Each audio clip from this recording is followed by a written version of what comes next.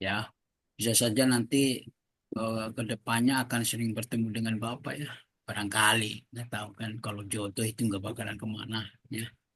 Di Amin. sini masih ada Siapa Pak sih, Hamad Pak? nggak? Masih. Ada Belum ya. Pak. Si Pak Hamad komplit, Pak. belum. Ya, masih ada ya Pak Hamad. Ya, mahasiswanya masih tetap yang sama kan. Kita itu buat grup baru ya. Grup baru. Hubungan juga masih Pak itu. Hmm, ya, grup baru.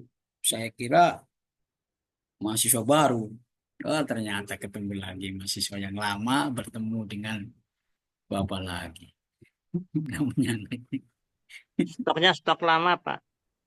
ya. Dari semangatnya baru ya. Semangatnya baru, momentum, Semangat baru, Hmm, stok lama.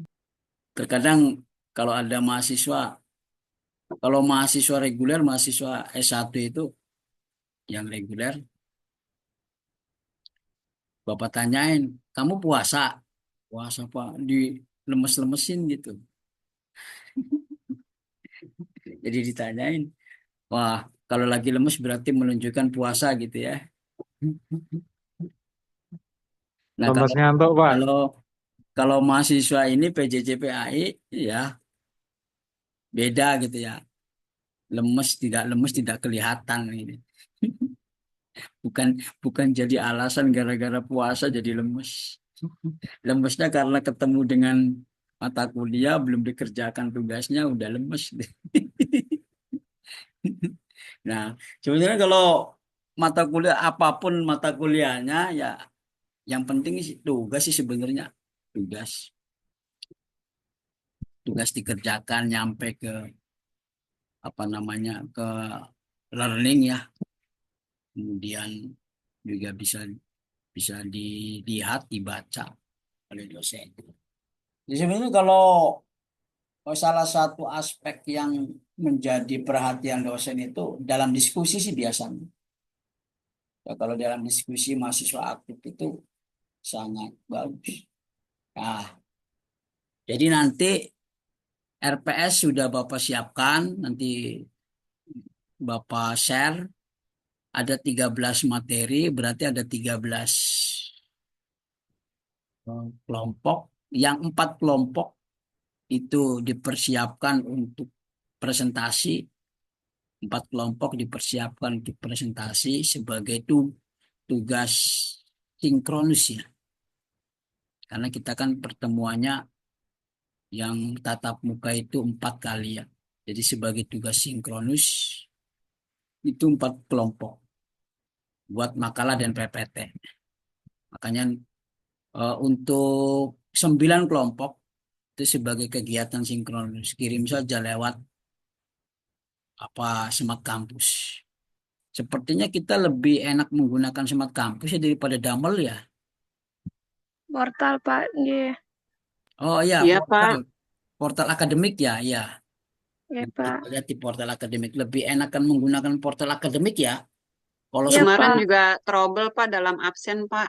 Jadi kami bingung itu. Iya, betul, Bu. Ya. iya, Terhalang. kemarin tuh itu banyak apa ya, banyak kendala waktu Bapak menggunakan juga. Ini. Nah, kalau ini kan kita bisa memanfaatkan ya yang ada, tapi kegiatan apapun ya yang penting Bapak Ibu ya selamat gitu ya. Selamat itu artinya tidak ada yang tertinggal sehingga menghambat perkuliahan. Jadi kalau tugasnya masuk, apanya masuk itu aman. Nggak aman itu kalau mata kuliah tugasnya tidak masuk. Itu di segmen apapun ya, di kegiatan apapun. Termasuk di dalam kegiatan PPG. PPG di sini diselenggarakan juga PPG yang menyelenggarakan PPG. Beberapa kali Bapak apa diberi amanah untuk membantu dosen senior memberikan materi kepada mahasiswa PPG. Sama ternyata. Oke, ya itu ya. Jadi nanti ada 3 13 materi, 9 kelompok sebagai kegiatan asinkronus. Kemudian 4 kelompok sebagai kegiatan sinkronus. Nanti Bapak Ibu silakan memilih ya siapa yang dipercaya untuk memberikan materinya terkait dengan mata kuliah ini di dalam kegiatan sinkronus itu. Karena nilainya berbeda sih. Pasti nilainya berbeda. Bu Vina mana? Bu Vina, Bu Mary, Bu Vina, Bu Vina. Iya, Pak dosen, izin katanya belum bisa masuk, masih dikunci. Oh iya iya Sudah menunggu teman-teman. iya. Udah di. Yang satu lagi saya terpental, Pak. Jadi nggak bisa Hmm, mengakses teman-teman. ya. Bentar, Pak. Saya siapa di sini? Bulan ya. Di Bulan bisa ya kalau ada teman-teman yang masuk dijadikan co-host ya. Bulan. Sama Bu Sinar aja, Pak. Takutnya ini laptopnya agak pakai HP, Pak, takutnya trouble. Pakai Bu HP Sinar aja, Bu. aja. Oh ada Bulan Sari, ada Sinar Bulan. Oh Iya, Oke, Pak. Mbak Pak. Vina mungkin Mbak Vina. Mbak itu Vina dua udah orang masuk yang ya? berbeda. Apa satu orang? Dadah. Apa, Pak? Maaf, Namanya aku nggak pakai HP ini. siapa tadi yang siap? Yang pakai laptop coba Bu Amelia. Siapa? Ayo. Saya boleh, Pak. Oke. Siapa? Bu Finan. Bu Oke. Vina udah. Ya, Mbak Vina. Finan Isneni ya. Finansi apa Finan? Finansi. Nanti, Pak. Jangan pakai al. Finansi Isneni kan? Nadia. Nadia, Isnadia. Benar finansi. betul Oke, Pak. Pak. Dari sini aja deh.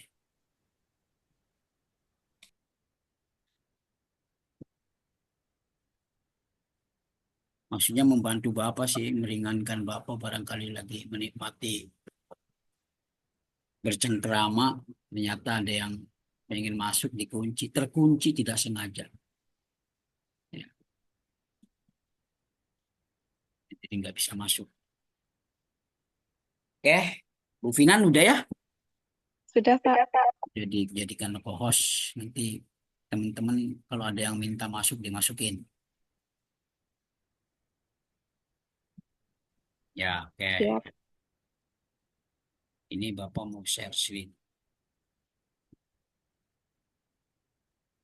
Tapi sebenarnya sudah dikirim ya RPS-nya di portal akademik. Ya udah ada Pak. Sudah ada ya. Ya udah. Pak. Karena ini pertemuan pertama ya, perdana. Jadi kita mau berdiskusi terkait dengan pengantar mata kuliah ini. Ya, kemudian juga kita akan membahas kontrak belajar. Kalau kontrak belajar sih umum ya, ada kehadiran, ada tugas terstruktur, tugas mandiri gitu ya, TS, UAS.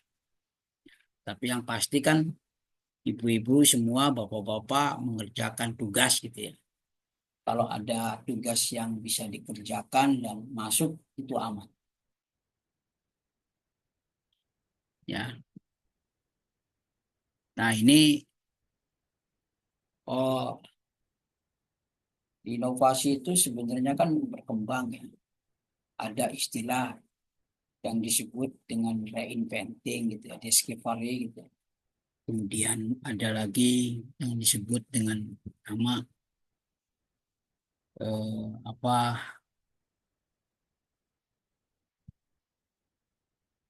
ya, recovery gitu ya. Discovery, recovery, ya reinventing, Jadi istilah-istilah itu nanti didengarkan ya, istilah-istilah itu dicatat ya. Kemudian dicari apa itu ya yang bisa digali dari istilah yang Bapak sampaikan ini. Nanti akan banyak istilah gitu ya.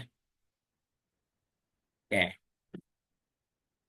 Jadi ada difusi inovasi gitu ya. Itu kan sebenarnya kan dari konsepnya Everett ya, Roger Everett yang kemudian disebar karena banyak sekali inovasi itu yang tidak diterima karena butuh proses yang panjang dan terkadang sifatnya itu bukan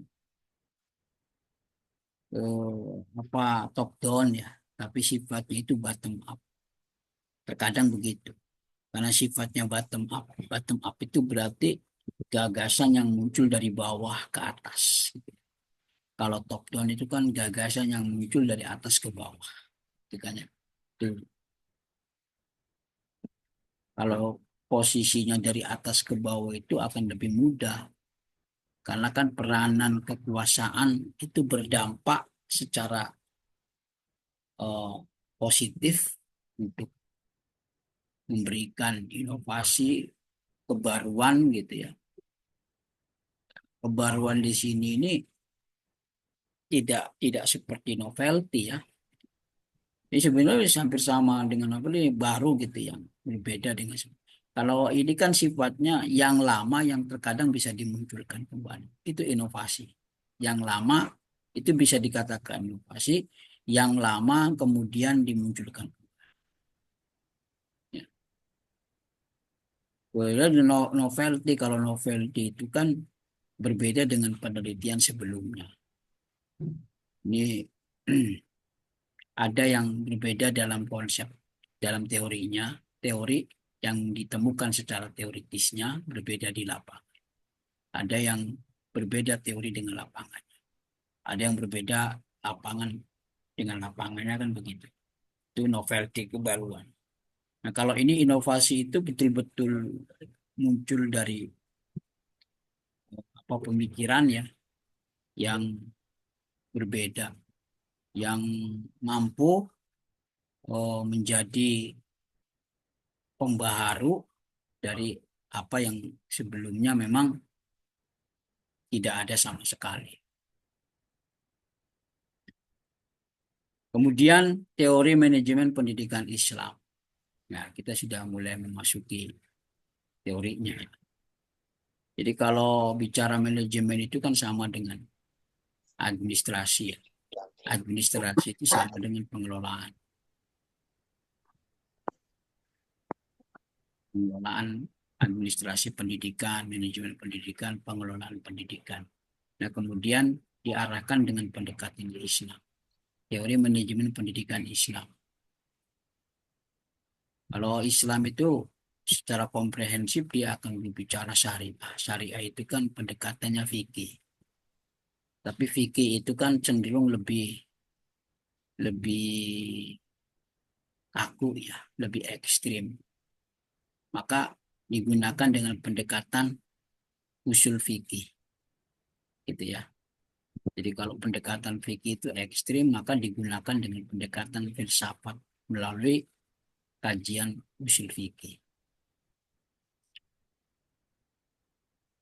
Jadi tidak serta-merta pendekatan Islam ini kita praktekkan dalam konsep manajemen pendidikan karena begitu luas sekali. Ada bagian-bagian yang harus menjadi fondasi penting di dalam manajemen pendidikan itu. Nah, karena sifatnya kelembagaan, maka otomatis bicara kelembagaan itu bicaranya bagaimana pengelolaan dari mulai tata kelolanya, dari mulai sumber daya manusianya, dari mulai kurikulumnya, pengembangan kurikulumnya, dari mulai bagaimana model-model pembelajaran yang harus dipraktekkan kepada anak didik gitu kan. Itu pendekatan manajemen pendidikan.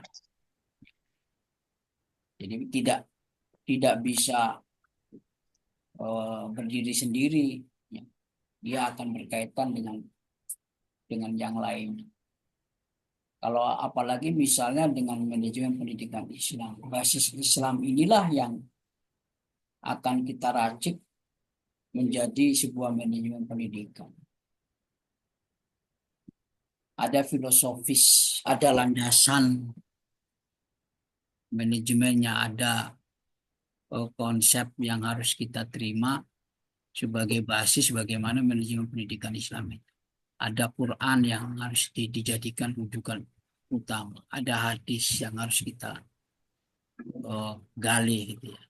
Jadi Islam itu konsepnya dari mulai Quran, ya pendekatannya itu hadis, gitu ya, sampai kepada ijma qiyas, ya, dengan pendekatan kekinian. Lalu apakah diselaraskan, disesuaikan dengan perilaku masyarakat, perilaku orang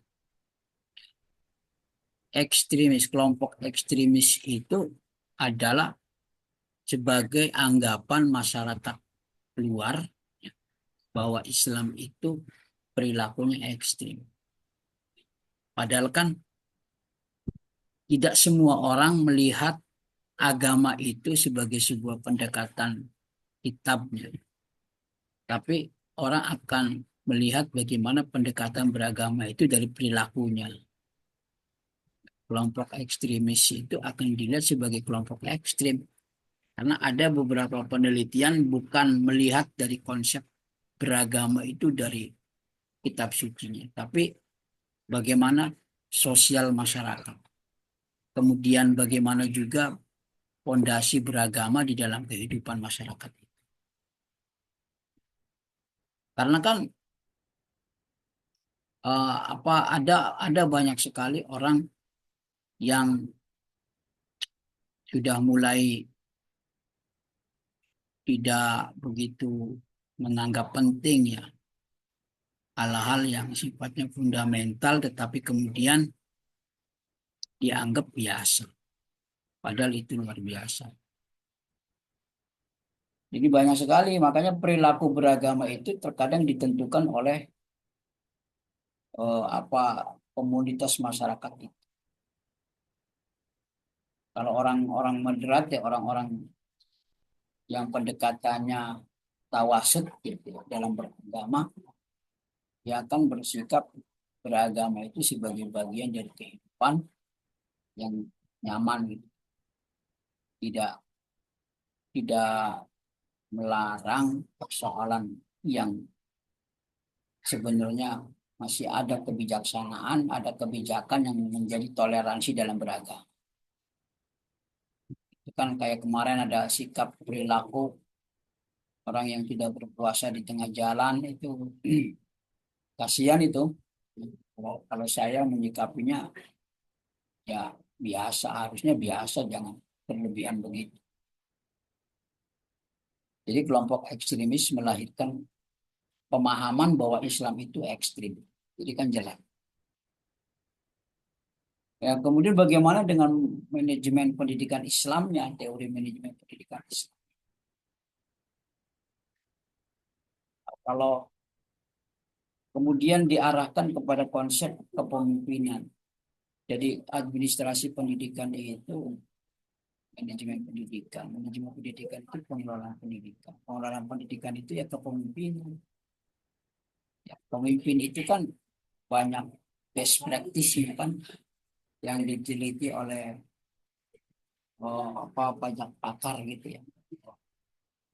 Ada best practice-nya itu kepemimpinan dengan pendekatan Ohio University. Catat ya, Ohio University. Ada studi dinamika sosial. Ada Pak Iowa ya, Iowa. Ada Ishikawa. Kepemimpinan, model kepemimpinan Iowa. Ada kepemimpinan Ishikawa. Dicatat aja istilah-istilah itu. Ya, sehingga kan best practice itu menjadi bagian yang sangat bagus untuk kita lihat sebagai pendekatan pendidikan manajemen pendidikan manajemen yang kemudian kita sintesiskan ya, kita cangkokkan Islam di dalam. Karena Islam itu sebenarnya sudah komprehensif kan, sudah ada manajemen, sudah ada pendidikannya. Kalau dialognya Nabi Musa dengan Fir'aun itu kan, Fir'aun kan ngomong, Musa kamu kan dari kecil sama saya, kemudian kamu tidak mau ikut sama saya sekarang. Apa kamu tidak berterima kasih kepada saya? Itu kan begitu. Itu bahasa halus itu menyentuh sekali. Jadi Fir'aun itu menyadarkan Musa bahwa Musa itu dianggap tidak berterima kasih kepada Fir'aun. Kalau perintah Tuhan ya beda lagi kan maknanya perintah Tuhan. Ya, jadi ada pendidikan kan di situ. Ada pendidikan. Sehingga kalau bicara kepemimpinan ada kepemimpinan transformasional. Transformational leadership. Ada idealistic influensi gitu kan. Ada intellectual simulation gitu kan. Nah, istilah-istilah itu diingat ya. Ada intellectual simulation. Ada Intellectual lesson. apa motivation ya, consideration, individual consideration, ada inovasi, motivation gitu ya. Nah, jadi itu bagian-bagian dari pendekatan kepemimpinan transformasional. Ada kepemimpinan transaksional. Nah, jadi seperti demokrasi ya. Ya ada. Kalau kepemimpinan transaksional itu kan kepemimpinan kapital ya. Kalau Bapak memahaminya kepemimpinan kapitalis. Ya. Jadi siapa yang kapital dia akan bisa membeli suara. Sebenarnya kan lebih komprehensif karena di sini di dalam pendekatan pendidikan, manajemen pendidikan ini dia akan berbicara tentang power and politik di sekolah. Ada kekuasaan, ada politik. Kepala dinas itu kan tidak bisa lepas dari peranan kepala daerah. Ada peranan kepala daerah untuk menjadikan seorang kepala dinas itu memiliki apa peranan yang besar untuk menempatkan seseorang di dalam kepemimpinan kepala dinas. Jadi pemimpin-pemimpin daerah itu memiliki wewenang untuk menentukan mitra organisasinya untuk mencapai tujuan pendidikan sesuai dengan tujuan pendidikan di daerah. Ya. Jadi ada banyak hal, ada kepemimpinan visionary leadership. Misalnya itu konsepnya. Ada kepemimpinan the servant leadership. Apa model kepemimpinan di akhir zaman itu kan hikmah. Jadi pemimpin yang melayani, bukan pemimpin yang menjadi pengen dilayani gitu ya. Tapi pemimpin yang melayani. Jadi kalau pemimpin yang melayani yaitu pemimpin. Itu yang disebut dengan the servant leadership, itu konsepnya banyak. Dan di beberapa jurnal sudah mulai dilihatkan tentang kepemimpinan the servant leadership, kepemimpinan melayani. Jadi pemimpin itu tidak menyuruh dengan telunjuknya, ya, tapi ada saatnya menyuruh dengan telunjuk pada saat. Cuman dominasi sebagai the servant leadership itu sudah mulai berkembang, sudah mulai digagas. Makanya pemimpin akhir zaman itu ya khidmah gitu kan, melayani. Ya. Jadi Bapak Ibu yang punya lembaga di sekolahnya, kelemahan masyarakat itu akan menentukan sekolahnya Bapak Ibu tetap eksis atau tidak, gitu. Tergantung bagaimana hubungan baik dengan masyarakat sekitar kan begitu ya. Karena kan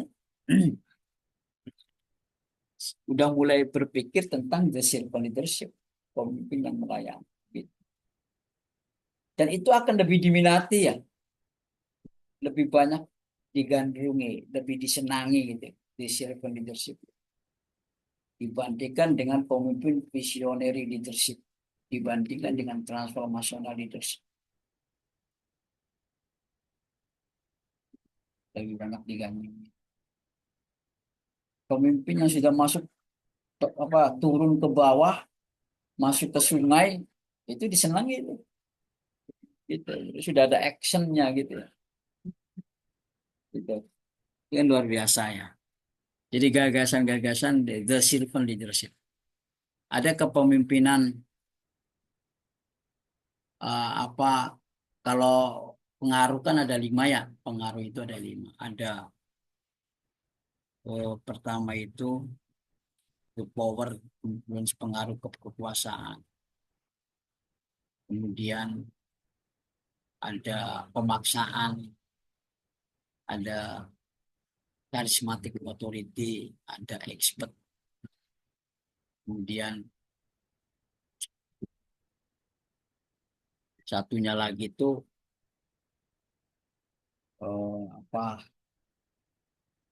military. Ya, tapi nanti bisa dikembangkan ya.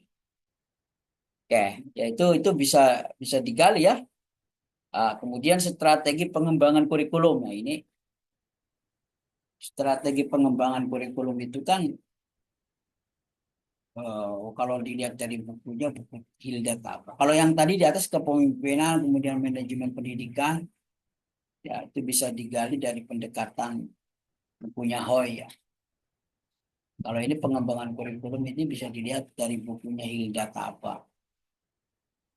Bukunya Hilda apa itu buku yang fenomenon ya. Atau bukunya Jedrak ya, tentang kurikulum internasional berkaitan. Jadi ujung dari sebuah kurikulum itu kan the belief gitu ya, the morality, kemudian the values. Jadi mau berbentuk segitiga segitiga mengerucut ke atas. Dan yang paling ujung itu tadi kepercayaan, nilai-nilai moral. Jadi ending dari sebuah pendidikan itu moral. Ending dari sebuah pendidikan itu kepercayaan, nilai-nilai. Itu yang diakui oleh UNESCO sendiri di dalam bukunya The Drug. Bukunya Drug. Kurikulum itu kan semakin berkembang. Kalau di kita semakin berkembang ya, ada kurikulum merdeka. Baru-baru ini sekarang mau nggak tahu nama kurikulumnya apa. Tapi kurikulum Dan merdeka itu masih sosialisasi. Muncul gagasan baru deep learning gitu ya, gagasan baru. Tapi edarannya belum nyebar. Edaran tentang kurikulum yang masih digunakan kurikulum merdeka. Kurikulum merdeka tampaknya tidak ada gerak lagi ya, sekarang sepi, tidak ada gerak lagi. Bapak sebagai fasilitator sekolah penggerak sampai saat ini belum ada kabar kelanjutan tentang kurikulum merdeka. Berarti kan belum ada perkembangan yang berarti untuk melanjutkan kurikulum merdeka. Jadi sangat dinamis sekali sesuai dengan kekuasaan tadi, itu kekuasaan. Ya, sifatnya kurikulum itu kan sentralisasi ya, sentralisasi. Juga desentralisasi. Sifatnya kurikulum itu sentralisasi juga desentralisasi. Artinya bahwa negara itu kan memiliki kewenangan untuk membuat kurikulumnya, tapi tidak bisa mengabaikan desentralisasi. Desentralisasi tidak bisa mengabaikan sentralisasi, harus saling berkaitan ya. Antara sentralisasi dengan desentralisasi. Desentralisasi pendidikan. itu melahirkan otonomi pendidikan. Tapi tidak berarti bebas sebebasnya, harus ada melihat bagaimana kurikulum negara itu hadir. Sentralisasi itu kan untuk mempererat persatuan sebenarnya. Jadi kalau desentralisasi itu kan untuk memberikan keleluasaan bagi bagaimana kearifan lokal itu menjadi bagian yang penting di dalam pendidikan. Diberikan keleluasaan budaya lokal, kearifan lokal. Kemudian ada situasi dan situasi yang ada di dalam kurikulum itu. Sehingga apa yang terjadi di lokal itu dia sebagai bagian yang tidak terpisahkan di dalam kurikulum. Jadi sentralisasi dengan desentralisasi pendidikan itu saling berkait, tidak bisa berdiri sendiri. Kemudian apa misalnya dulu kan sangat, kalau tahun 50-an sih yang disebut dengan nama Lili Plan itu ya. Itu kan cikal bakalnya undang-undang tentang pendidikan ya. Lili Plan itu bahkan cikal bakalnya tentang kurikulum 1984 dengan sebutan GBBP gitu. Garis besar program pengajaran 1994 ya, kurikulum 94. Kemudian 10 tahun kemudian ya 2004 ya. Idealnya kurikulum kan sebetulnya 10 tahun sekali ya. Idealnya kurikulum 10 tahun sekali. 2004 itu berganti dengan nama KBK. KBK berganti dengan nama 2 tahun berselang itu 2006 ya, menjadi KTSP. KTSP kemudian 2006 ke 2013 melahirkan kurikulum 13 ya. Dengan apa yang Bapak ingat tuh, pendekatan saintifik ya, penilaian autentik gitu ya, kurikulum 2013. Nah kalau sekarang kurikulum Merdeka itu dengan konsep pembelajaran itu berpusat pada peserta didik. Yang satu, yang kemudian mencari akar masalahnya. Yang kedua ya, yang ketiga itu menemukan akar masalahnya, menemukan solusinya. Yang keempat itu mengimplementasikan. Jadi ada 4 pendekatan. Kurikulum Merdeka itu 4 pendekatan tadi. Semua orientasi kebijakan itu berorientasi pada peserta didik. Kepala sekolah kalau melaksanakan kebijakan harus orientasinya bagaimana dampak untuk peserta didik. Itu kurikulum Merdeka. Nah sekarang muncul kurikulum, tidak tahu ya apa mau dilanjutkan atau tidak, tergantung kementeriannya. Oke. Dan kurikulum itu kan harus dinamis, tidak bisa berdiri sendiri gitu. Tidak bisa statis, harus dinamis. Sama seperti menggali kuburan, diganti dengan kuburan yang berbeda. Itu berat sekali kalau mau berubah atau mengganti kurikulum, itu berat. Makanya diracik, dipoles, dikembangkan. Gitu. Ini pengembangan kurikulum bisa diambil dari bukunya Hilda. Kemudian manajemen mutu dalam pendidikan Islam. Mutu itu kan sulit untuk diterjemahkan. Mutu itu sulit diterjemahkan. Misalnya pendidikan. Apakah pendidikan itu menghasilkan produk ataukah sebagai sebuah servis pelayanan untuk orang? Itu bisa digali dari bukunya. Bukti itu Bisa digali dari bukunya Edward Salis. Jadi ada yang disebut dengan nama trilogi juga, ada yang disebut dengan Deming, gitu, Crosby. Itu kan pendekatan mutu dalam pendidikan.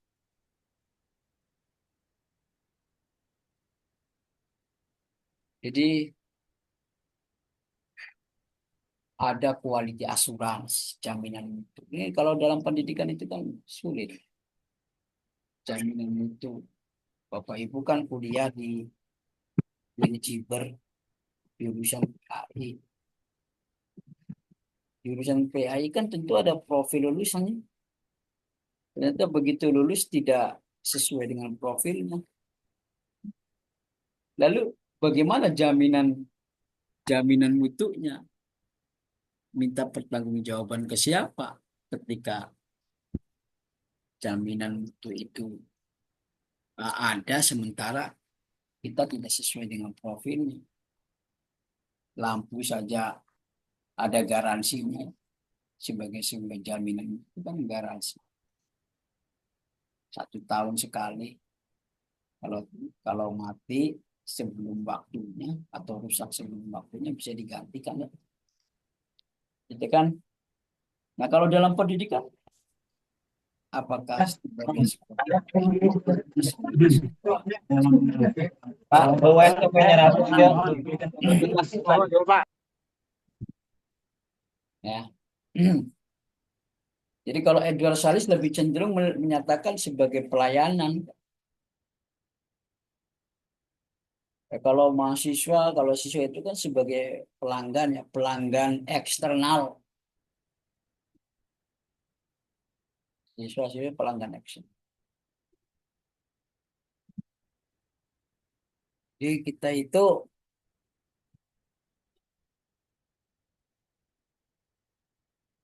butuh yang bisa kita lakukan itu seperti apa. Maka yang paling nyaman itu kita harus memperbanyak kegiatan. Jadi semakin baik kegiatannya, semakin banyak kegiatannya, sama seperti orang, sama seperti manusia. Manusia itu kan butuh belajar, organisasi pun juga butuh belajar. Dalam rangka membangun mutu itu kan butuh belajar. Itu kan konsepnya Peter Seng gitu yang menyatakan bahwa ketika individu butuh pengetahuan, maka organisasi butuh. Individu sakit, maka organisasi pun juga sakit. Ketika individu itu perlu banyak kegiatan untuk mewujudkan bahwa dia eksis, ya organisasi pun juga sakit. Misalnya Ramadan. Ramadan ini apa? Kegiatan apa? Ya, ada momentum Ramadan, kemudian tidak ada kegiatan sama sekali. Itu kan sama seperti kita yang tidak bisa bergerak. Jadi kalau kita bergerak itu kan seneng lihatnya. Bapak Ibu bergerak, seneng. Ya anak-anak kita bergerak, seneng. Termasuk organisasi. Jadi itu Peter Seng gitu, nasihatinya begitu. Jadi termasuk organisasi apapun, kalau banyak kegiatan akan senang. Tapi berkaitan dengan anggarannya, itu risiko organisasi pasti ada anggaran. Tapi ya diminimalisir kalau itu memang minim gitu ya. Dan terjangkau. Kalau ada kegiatan yang bisa menjangkau, yang terjangkau, ya kita lakukan. Kalau tidak ada ya jangan. Kalau berat itu. Tapi intinya harus memperbanyak aktivitas untuk mewujudkan bahwa organisasi yang kita kelola, organisasi yang kita bina itu hidup di tengah-tengah masyarakatnya. Karena yang hidup itu yang menyenangkan. Gitu. Nah, termasuk itu kan kalau kita sudah membangun mutu kan tentu ada entrepreneurship dalam pendidikan. Jadi entrepreneurship ini kan lebih ke iklan ya. Apalagi individu itu adalah iklan. Kita baik itu dampaknya bukan hanya pribadi, tapi dampaknya ke organisasi, dampaknya ke kepala sekolah, dampaknya ke guru-guru yang lain. Di kita aja kemarin itu beberapa tahun yang lalu gitu ya. Kamu kenal sama ini ya? Nah, waktu itu temannya itu kan pelaku teroris, pelaku teroris di pelaku temannya itu pelaku teroris. Kamu temannya ini ya, kamu seangkatan sama itu. Semuanya menutup. Begitu. Jadi kalau ada hal-hal yang sifatnya tidak baik, bahkan tertutup, malu mungkin.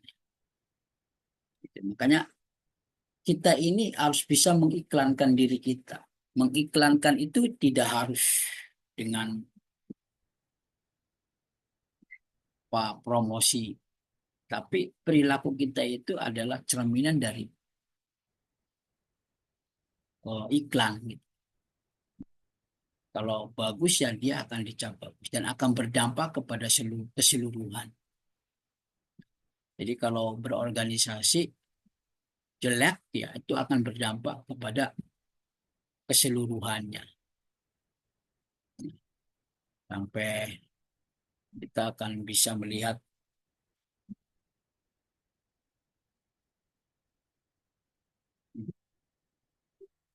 kayak ya banyak hal ya yang bisa kita lakukan kalau kita mau mengiklankan. Jadi mengiklankan prestasi kita karena kita melekat gitu ya. Kita sebagai guru itu melekat dengan semua hal. Ya. Kita jadi pedagang itu tetap akan melekat sebagai gurunya. Kita sebagai petani melekat sebagai gurunya. Gitu. Melekat di dalam kehidupan. Maka perilaku kita itu akan dilihat karena kita itu public figure. Guru itu public figure. Jadi public figure itu harus memberikan cerminan yang terbaik gitu ya. Salah sedikit kita diajar ramai gitu. Oke, itu entrepreneurship dalam pendidikan Islam. Kemudian ada implementasi teknologi dalam pembelajaran. Ya, implementasi teknologi ini bisa memanfaatkan media sosial, bisa memanfaatkan media sosial, Instagram, Facebook, TikTok, Twitter. Nggak tahu anak-anak zaman sekarang itu, anak saya aja nggak punya Facebook. Yang dipunya itu Twitter, TikTok. Ya, kalau kita kan masih menikmati ya dengan Facebook. Tapi lebih baik. Apakah kita akan menghindari teknologi? Nggak bisa, tetap kita akan berhadapan dengan teknologi. Nggak bisa menghindar. Apakah teknologi harus kita batasi? Nggak bisa. Tetap akan bertemu dengan teknologi. Masih mending terbuka. Yang penting kita awasi mana yang baik dan mana yang tidak baik. Nggak bisa karena tetap teknologi akan selalu berhadapan dengan kita. Anak-anak kita itu akan banyak penasaran. Semakin dilarang semakin penasaran. Masih mending kita welcome saja. Ya memang ada kelompok-kelompok yang anti teknologi ada. Ada yang sudah ingin kembali ke zaman tidak ada teknologi. Nggak bisa. Tetap. Kalau misalnya anak-anak kita nggak tahu dengan teknologi kan kasihan. Zaman sudah sedemikian canggihnya anak-anak kita nggak tahu dengan kecanggihan zaman. Kasihan. Gitu ya. Ya, dulu saya ini beberapa tahun yang lalu ya, ini saya termasuk kolot ya. Udah jangan ada wifi, jangan ada wifi. Tapi kan benturan pemikiran saya ya, benturan apa konsep pemahaman terhadap kekinian gitu kan berkembang. Akhirnya ya udah masuk sampai ke rumah, di wifi ada di rumah. Karena itu ya saya menyadari betul kalau misalnya dibatasi ini anak-anak malah akan melanggar, banyak melanggarnya. Ya udah diberikan. Yang penting kita berikan batasan atau berikan pengawasan yang ada komunikasi. Ya. Jadi nggak bisa ya, teknologi tetap akan kita temukan di mana. Apalagi di kita tahu ya, Facebook itu penduduk bumi ini ada berapa miliar? Ada 7 miliar penduduk bumi. Penduduk bumi ini ada 7 miliar. Pengguna Facebook itu sebenarnya ada 1,5 miliar. Kan masih ada sisa 5,5 miliar lagi yang masih belum menggunakan Facebook secara ekstrim gitu ya. Masih ada. Rokok tahu dari mana? Ya, itu Facebooknya sendiri yang berbicara begitu. Jadi ada sekitar 1,5 yang menggunakan 1,5 miliar menggunakan Facebook. Berarti ada 5,5 miliar yang masih belum menggunakan Facebook. Berarti masih ada banyak PR yang belum berkenalan dengan teknologi. Nah, kita ini termasuk bagus karena sudah masuk di dalam kehidupan teknologi yang sudah maju. Ya. Kemudian apakah apa kita menggunakan sarana teknologi ini membuat anak-anak semakin tidak berkembang? Ya kalau kehidupan itu kan ada plus minus ya. Ada plus minusnya. Ada plus minus. Ada plusnya itu kita akan mengetahui dunia luar secara terbuka, bebas, bahkan sampai ke jantungnya, jantung rumah kita akan mengetahui. Itu plusnya. Minusnya tetap ada banyak hal yang tanpa transfer, tanpa filter gitu ya, untuk bisa kita kendalikan. Makanya kuncinya ada di pendidikan kita kepada anak-anak kita. Bagaimana kita mendidik anak-anak kita itu. Nah, itu salah, jangan praktekin. Nasihat-nasihat itu akan lebih baik ya. Nasihat-nasihat akan lebih baik. Itu salah, itu tidak baik, itu jelek. Itu saja, kasih gambaran saja. Jadi perangnya itu perang apa ya? Perang komunikasi ke anak-anak kita, dan anak-anak kita juga akan nurut, apalagi ke bapak gitu. Nah, oke. Di Cirebon ada di sini yang tidak menerima teknologi. Ada satu daerah yang tidak menerima teknologi di kota Cirebon. Kalau di Banten kan Baduy ya, di sini ada. Tapi sudah mulai terkikis, itu sudah mulai terkikis. Ya nanti setelah di pertemuan ke-7 kita UTS. Jadi tes kalau tugas-tugas sih boleh dari awal ya, dari mulai sekarang. Dan evaluasi pendidikan Islam, evaluasi ini kalau teknologi sih banyak ya buku-bukunya. Evaluasi pendidikan Islam ini bisa dari punya bapak kan punya buku itu manajemen evaluasi pendidikan, boleh dari situ. Jadi bagaimana cara mengevaluasi. Kemudian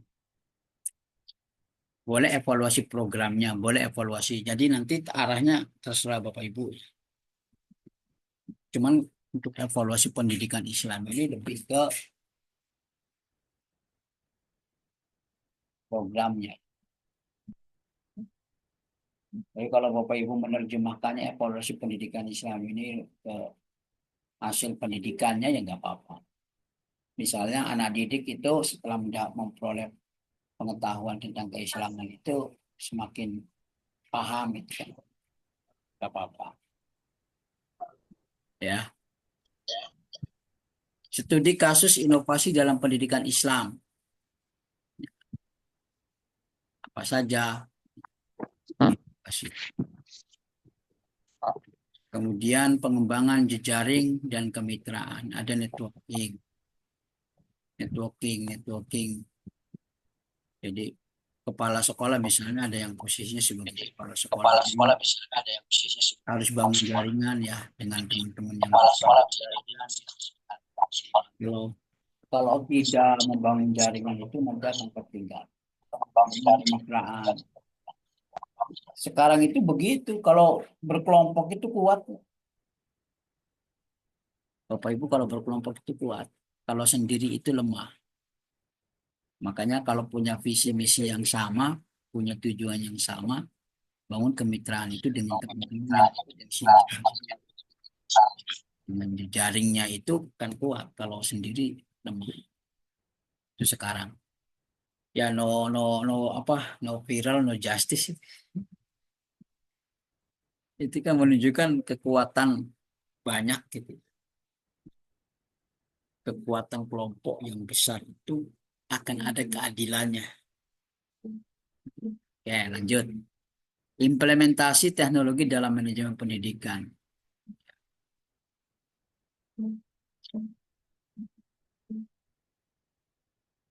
Ini sama dengan yang ke-12 itu sama dengan yang ke-7 ya.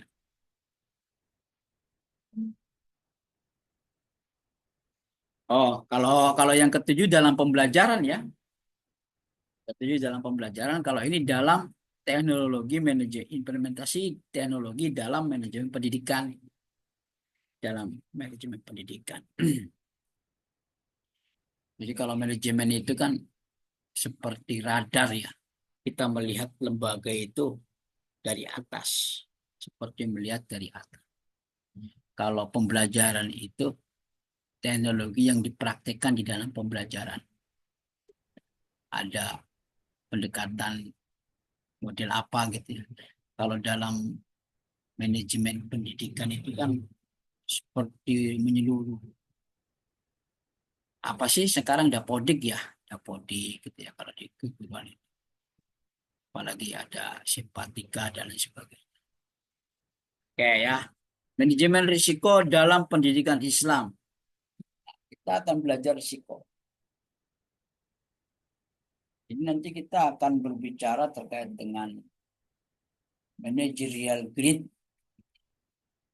Itu istilah itu ya diingat ya. Managerial grid ada tandus, ada kering. Paham ya? Managerial grid. Nanti managerial grid ini bisa di posisinya itu di kepemimpinan ya. Bisa di manajemen pendidikan Islam. Teori manajemen. Atau di manajemen risiko bisa. Managerial grid itu ada tandus, ada kering. Ya. Dan refleksi dan evaluasi pembelajaran. Jadi kita akan refleksikan ya, seperti apa di dalam ruang kelas itu ketika pembelajaran itu berlangsung, ada refleksinya. Kemudian studi kasus dan best practice. Ya ini bisa diambil di contoh. Contohnya itu di dalam ruang kelas Bapak Ibu semua ya. Oke, ini materi-materi yang akan kita pelajari itu tadi ya cukup dengan 9 kalah 9 kelompok sebagai kegiatan sinkronus ya. 4 kelompok mempresentasikan. Nah, silakan dipilih ya dari 13 materi ini yang mau dipresentasikan dan siapa-siapa sajanya silakan dipilih dari materi itu. Oke ya, Bapak Ibu. Nah, berarti ada kerelaan ya. Bapak tawarkan nilainya ya ada tambahan lah. Ada tambahan nilai untuk yang presentasi. Oke. Tampaknya itu saja ya yang untuk Oh, kita pertemuan pertama, ya, kita sudah kenalan toh. Tapi barangkali ada yang mau ditanyakan, silahkan ditanyakan.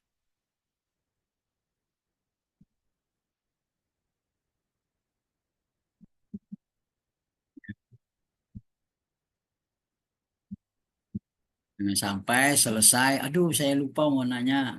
Ya nggak apa-apa sih di luar, tapi lebih enak di sini. Masih ada waktu banyak juga. Eh, ada Pak dosen. Oh, Pak Hamad dah. Apa siapa? Pak Seto. Suaranya siapa tadi? Nah, Saya nggak ini. Iya, Pak. Saya Hamad itu, Pak. Oh iya, ini, suaranya siapa yang tadi? ya, ini Silahkan. sedikit Pak. Mungkin terbawa arus sudah malam, energi sudah terkuras, jadi IQ sudah menurun. Pertanyaannya, kendala-kendala yang ada di lapangan inovasi pembelajaran itu dalam organisasi lembaga pendidikan itu menurut kami itu apa yang tersulit itu dalam sisi pendanaan itu. Ini yang menyiasati ini yang sulit. Kita kembali kepada organis terbesar NU. Dulunya NU kan apa namanya seperti itu adanya. Tidak perlu wah sekarang karena adanya ekonomi seperti BMT ada sekarang mulai maju. Artinya dalam pengelolaan lembaga pendidikan itu titik tumpunya mungkin kepada dana. Itu untuk menggali itu atau menyiasati itu sepengetahuan, sepengalaman Bapak dosen itu bagaimana caranya? Ya,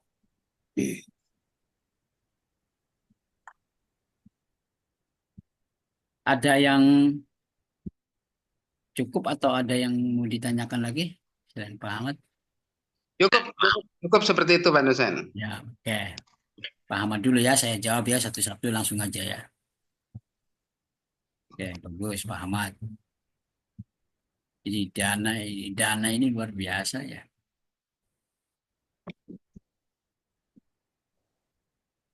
Ya butuh dana itu diperlukan ya. Jadi kalau apa nggak punya dana itu setengah mati ya. Tapi kalau nggak punya dana itu luar biasa, kayak mau mati.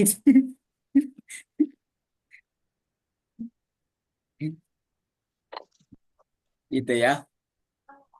Jadi ketenangan kita sih sebenarnya untuk bisa menghadapi problem pendanaan itu.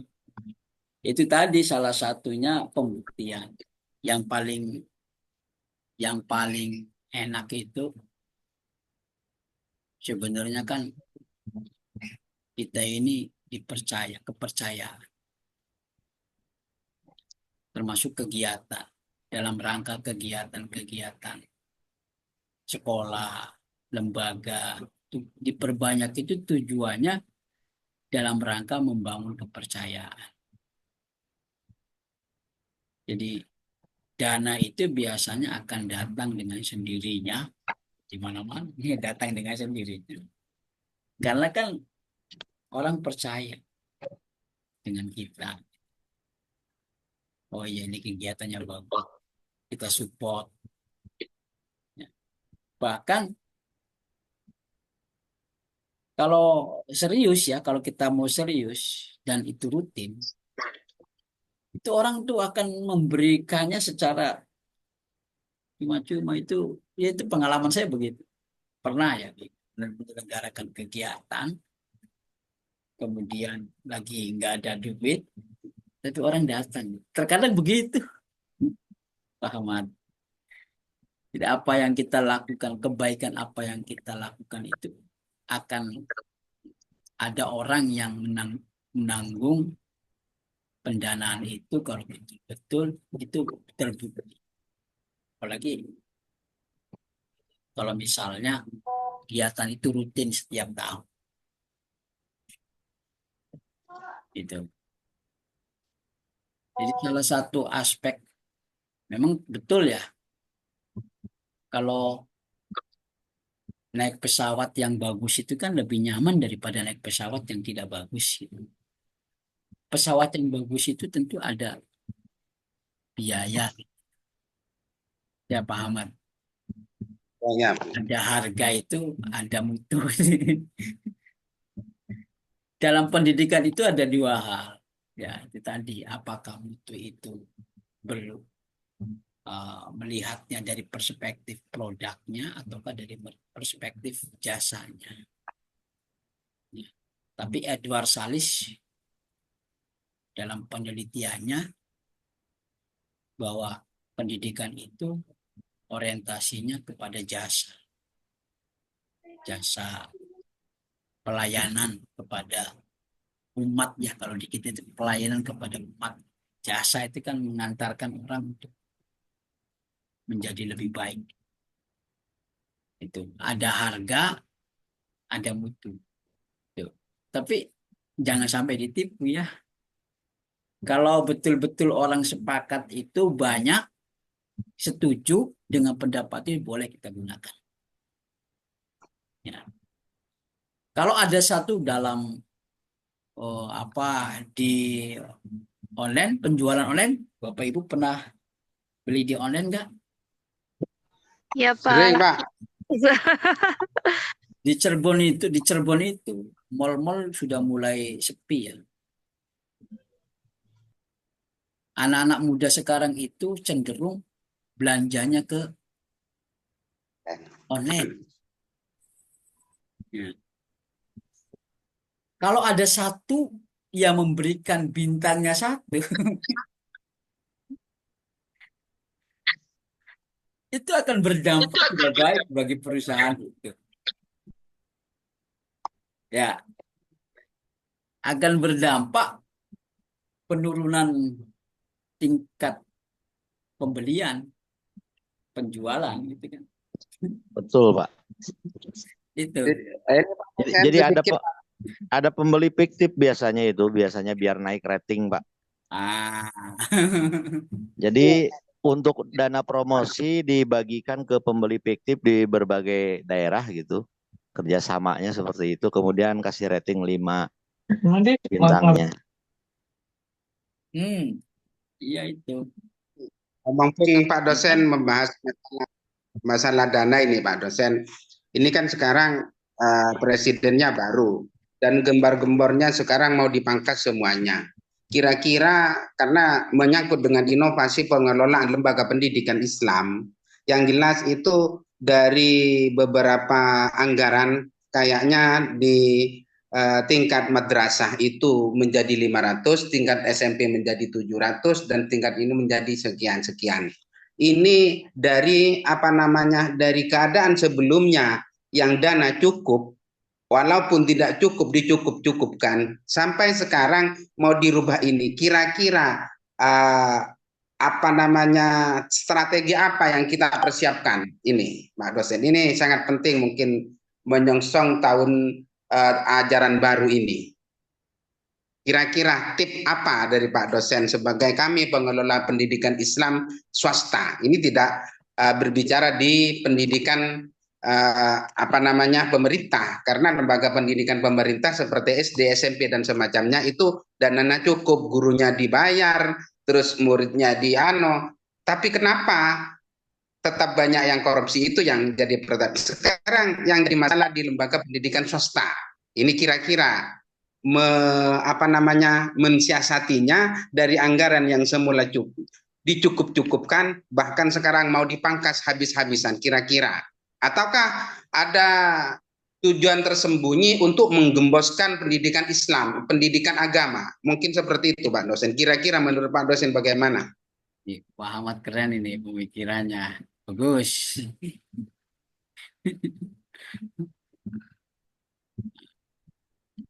Kalau saya lebih enakan diskusi ya. Jadi nanti itu perspektif saya ya, tapi nanti bisa didiskusikan ya.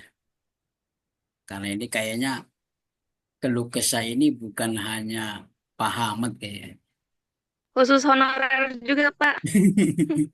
Semua Guru-guru guru yang madrasah. di dalam Kelas ini juga kayaknya sama ya, punya problem yang sama terkait dengan pendidikan Islam. Ya, memang kita sebenarnya nggak boleh bergantung sih, Pak Ahmad.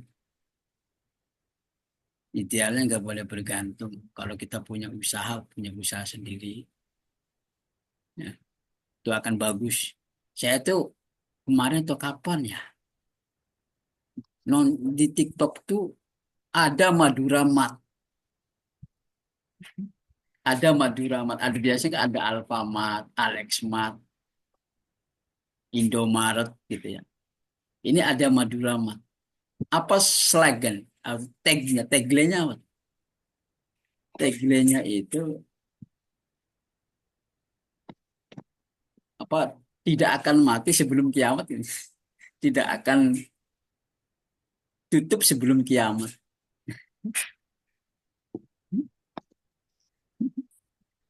Itu kan motivasi ya. Meskipun di sekelilingnya banyak saingan gitu ya, masih tetap bisa bertahan. Itu. Jadi kalau dengan kondisi apapun memang kita ini sudah terbiasa, orang-orang yang di pendidikan Islam itu sudah terbiasa dengan konsep bertahan gitu ya, kemandirian gitu ya.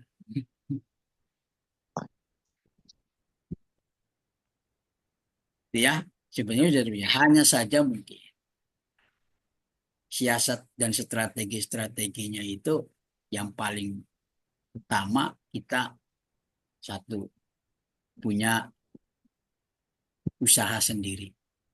Bisa dari aspek pertaniannya.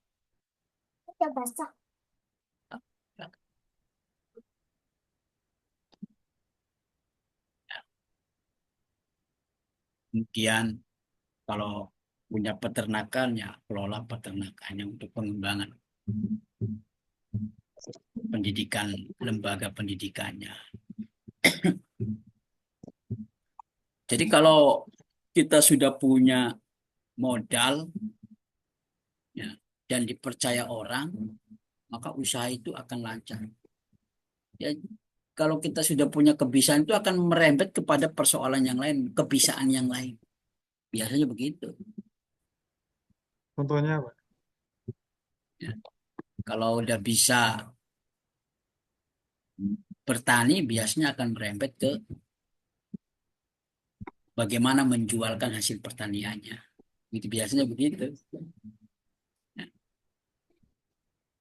Ya, kalau kita bergantung akan terus menerus. Ya itu solusi jangka panjang. Kalau misalnya solusi sekarang,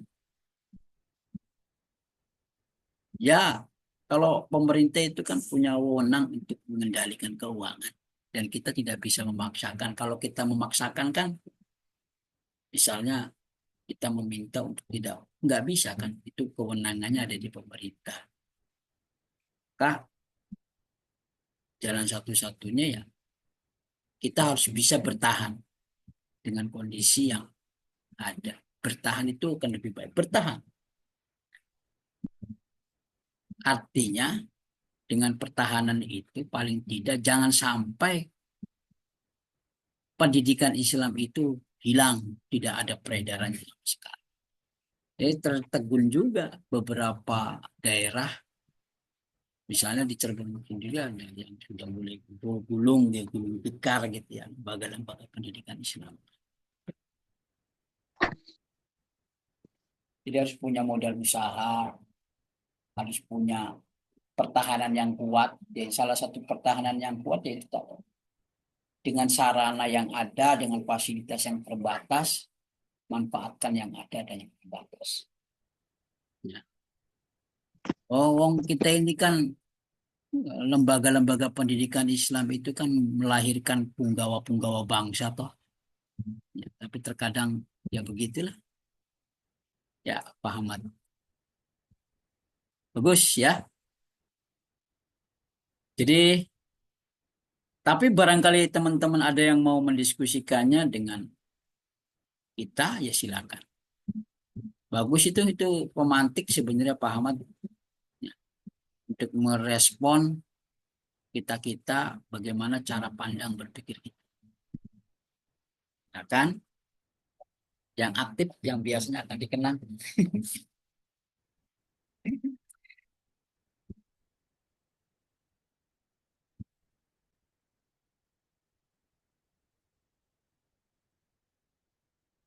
Oke.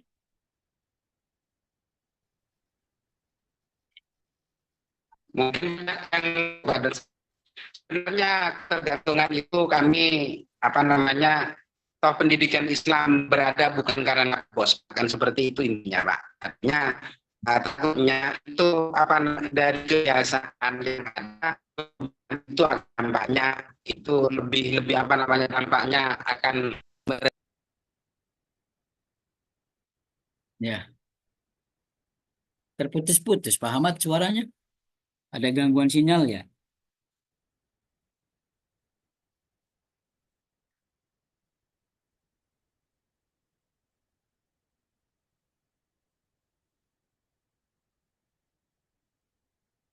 itu mungkin mungkin dalam arti yang guru-guru itu cuman dikurangi, dipangkas, toh guru itu tidak mengharapkan itu Pak, seperti itu.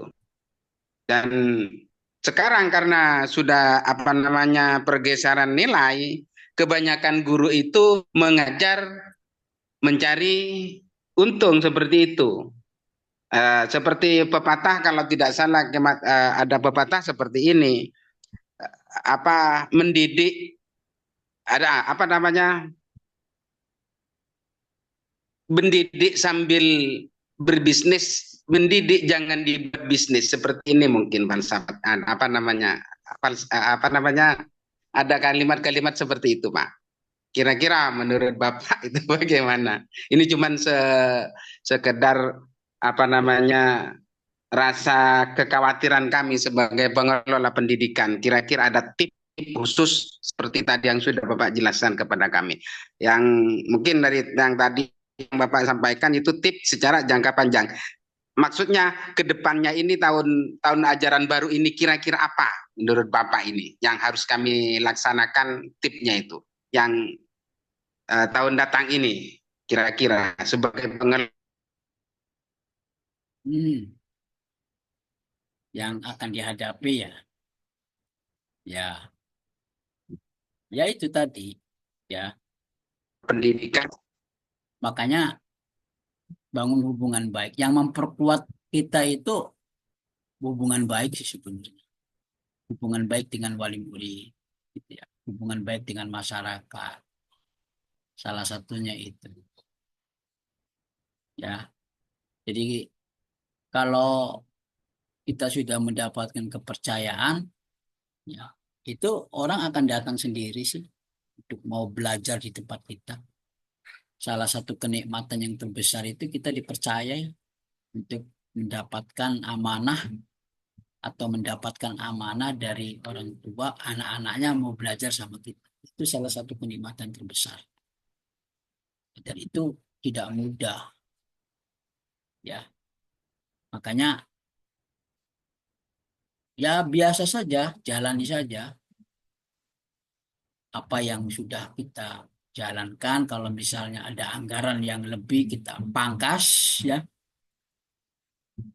Kurangi Pak Ahmad, jangan berlebihan. Kalau makan ya yang biasanya satu ya setengah gitu. Untuk siswa baru ya tetap kita sosialisasi lewat yang ada medsos. Ini memang resikonya begitu. Tapi tetap kita itu tidak mundur ya. Artinya bukan karena anggarannya sedikit kemudian kita tidak tahan banting gitu ya. Yang tahan banting sih akan terbiasa dengan hal begini. Kita, Bapak, saya juga sama di sini ada lembaga Pak di rumah. Ya, kita dari dulu kan kita sudah terbiasa tahan banting dengan problem kebangsaan ini kan dari dulu kan sudah terbiasa. ya. Jadi nikmati saja lah ya. Nikmatin kita menghadapi apapun yang terjadi, tapi tetap pendidikan agama Islam kita eksis gitu dengan kondisi yang ada. Ya. Jadi kalau mau berbicara tips, motivasi gurunya, ya, semangat gurunya. Bahwa kita akan bisa melewati ini semua.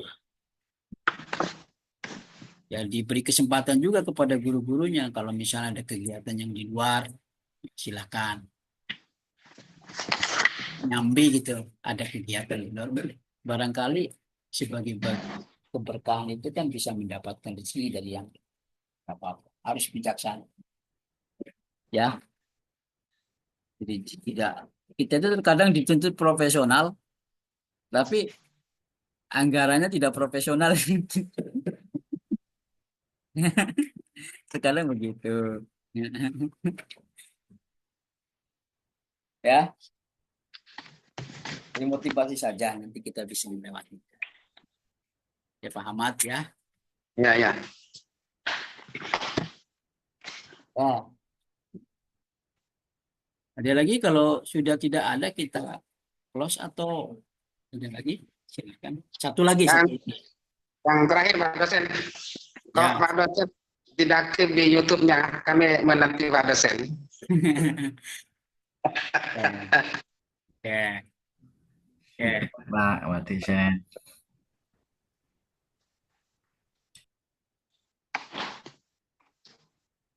Silakan. Sudah cukup ya. Kalau tidak ada itu, yaitu tadi ya, siapkan orang yang mempresentasi 4. Ya, kita tutup. Kalau tidak ada, kita tutup sampai di sini. Selamat beraktivitas, selamat menjalankan puasa. Dan puasa kita lancar, tidak ada halangan kecuali yang ibu-ibu yang ada halangan. Kalau bapak-bapak mudah-mudahan nggak ada godaan. Kalau yang tergoda ya gimana lagi? Bisa dipaksain untuk bisa bertahan. Tapi siapa sih yang mau tahan dengan godaan? Oke, assalamualaikum warahmatullahi wabarakatuh. Waalaikumsalam warahmatullahi wabarakatuh. Terima kasih Pak dosen. Terima kasih Pak dosen. Saya tutup ya, saya akhiri ya. Mari. Ya, siapa?